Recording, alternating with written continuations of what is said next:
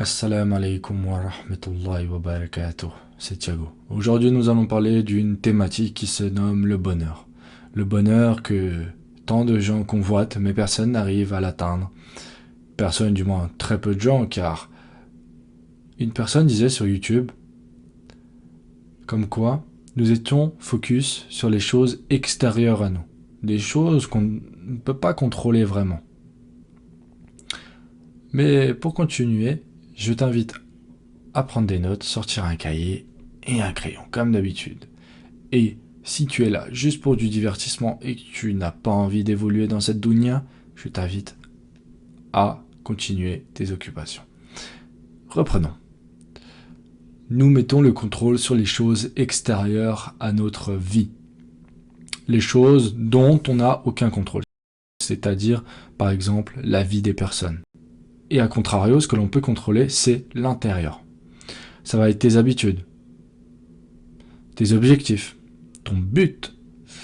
Ça peut être la personne que tu veux être, ton identité.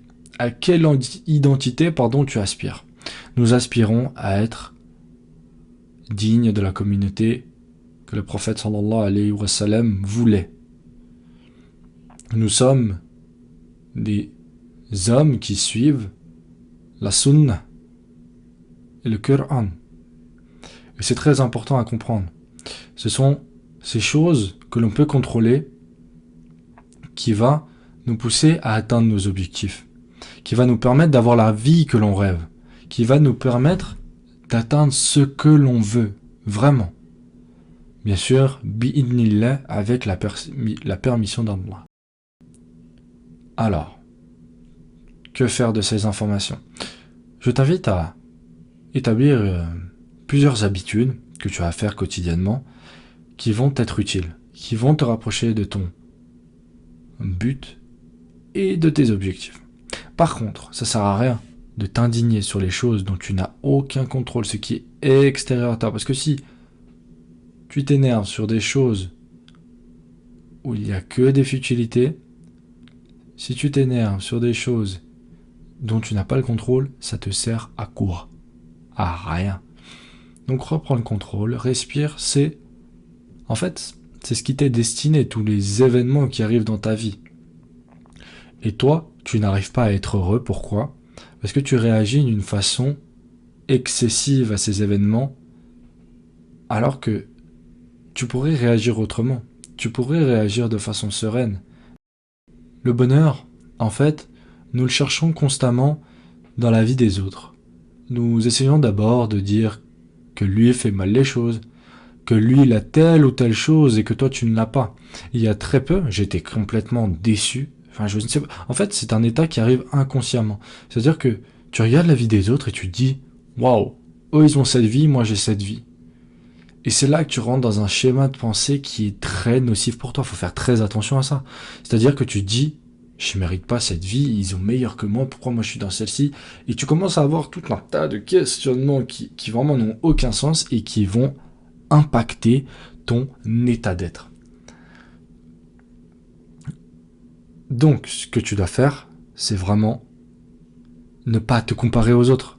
Ne te compare pas. C'est des choses que tu ne peux pas contrôler. Tu préfères consommer la vie des autres sur YouTube, sur les réseaux, en te disant waouh, ils ont une vie que moi je rêve. Et tu sais que cette vie dont tu rêves, tu pourrais l'avoir si tu mettais ton temps dans les choses que tu pouvais contrôler et ainsi avancer vers ton rêve. Tu sais que si tu fais chaque jour la même action dans le but de l'atteindre, tu y arriveras. Tu fais toutes les causes nécessaires pour y arriver. Et Allah, c'est lui qui décide de ta réussite ou non. Mais au moins, tu t'es donné à 200%. Tu n'as pas d'excuses. Si ce n'est qu'Allah a préféré ne pas te l'accorder. Car il sait ce qui est bien pour toi et il sait aussi ce qui est un mal. Même si, combien même tu crois que ce bien est bon pour toi. Allah est connaisseur de tout. Il connaît même l'inconnaissable. Donc s'il ne te donne pas, c'est qu'il te réserve meilleur. Et ça, tu dois en avoir conscience. Le plus important, c'est de faire confiance en Allah. Bien sûr, à côté de ça, tu te dois de faire les causes à 1 milliard de % pour que derrière, tu puisses atteindre tes rêves. On dit souvent que la distance entre tes rêves et la réalité, c'est le tahajjud. Qu'est-ce qui t'empêche de te réveiller plus tôt pour prier le tahajjud et juste réaliser tes plus grands rêves? Allah est capable de tout. Et ça, tu dois le retenir. Allah est vraiment capable de tout. Il nous a créés à partir du néant, à partir de rien. Il nous a fait exister. Alors pourquoi ton rêve, il ne pourrait pas le faire exister? C'est à toi de t'y mettre à fond dedans. De demander à Allah, Azzawajal. Et il va te le donner. Car c'est le plus grand des donateurs. Il te comble de bienfaits sans que tu puisses les dénombrer. C'est-à-dire que à l'homme, surat Ibrahim, verset 34, il dit: l'humain est tellement comblé de bienfaits qu'il ne saurait le dénombrer. Vous voyez? Et par la suite, il ajoute: l'homme est très ingrat, très injuste. Pourquoi? Parce que nous ne sommes pas assez reconnaissants envers Allah et tout ce qu'il nous accorde. Regardez, avec ceux avec quoi je filme, c'est un bienfait d'Allah. Ceux avec tout ce que j'ai autour de moi, le lit que j'ai, que d'autres n'ont pas. Il suffit de regarder en dessous de nous. Quand nous regardons en dessous de nous, nous nous rendons compte de la chance que nous avons et nous ne sommes même pas en capacité de se plaindre. Donc, les baisses de motivation, être déçu parce qu'on n'a pas ci, on n'a pas ça, on peut pas. On peut pas se le permettre parce qu'il y en a, ils ont tellement moins que nous. Donc, baisse la tête, fonce, continue d'avancer et ne pense pas à ceux qui ont plus que toi. Certes, tu as des objectifs et ces rêves, tu peux, encore une fois, les atteindre. Mais ne laisse pas la vie des autres te pourrir. Ne laisse pas les rêves des autres. Non, plutôt, ne laisse pas les autres t'utiliser pour leurs rêves. Akhi, tout est capable dans cette dunya. Tu peux lancer un business. Il faut être patient. Je sais que si je me lance sur YouTube, sur les réseaux, c'est que ça demande de la patience. Ça demande 2 ou 3 ans. Et je les accepte pleinement. Mais vraiment pleinement. Parce que je sais que je peux faire les prières à l'heure. Je peux aller au Jumu'ah. Tous les vendredis, je suis moins enclin à désobéir à Allah. Vous voyez ce que je veux dire? J'ai priorisé le din en quittant mon job. Et maintenant, certes, je partage le bien en fait. Et c'est ça, c'est créer des hommes solides. Je veux créer des hommes solides. Des hommes musulmans qui deviennent soudés autour de la sunna et du Coran. Et c'est ça.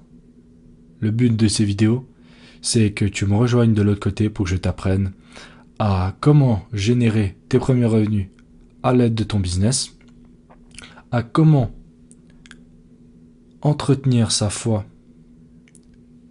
et ainsi atteindre ton plus grand rêve, celui du paradis, le Jannah. Tu fais tout dans cette dunya pour atteindre le Jannah.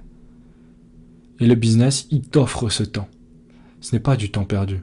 C'est-à-dire que tu as le temps de te réveiller chaque matin, de travailler chaque matin sur ta religion. Tu as le temps de travailler sur tout. Et ça, c'est incroyable. C'est pas tu passes 9 heures de ta vie dans un espace clos à travailler pour rien, pour juste satisfaire ton patron. Et que toi, tu désobéisses à Allah en retardant tes prières, etc. Ce n'est pas la bonne chose à faire, mon frère.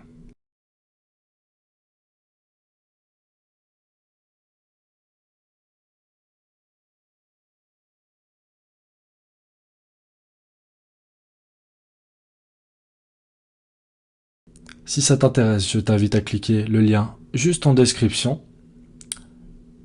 Tu bookes ton call de 30 minutes, on s'appelle, et si tu corresponds aux critères, on peut former une très belle équipe, j'en suis sûr. Je suis là pour former des hommes forts.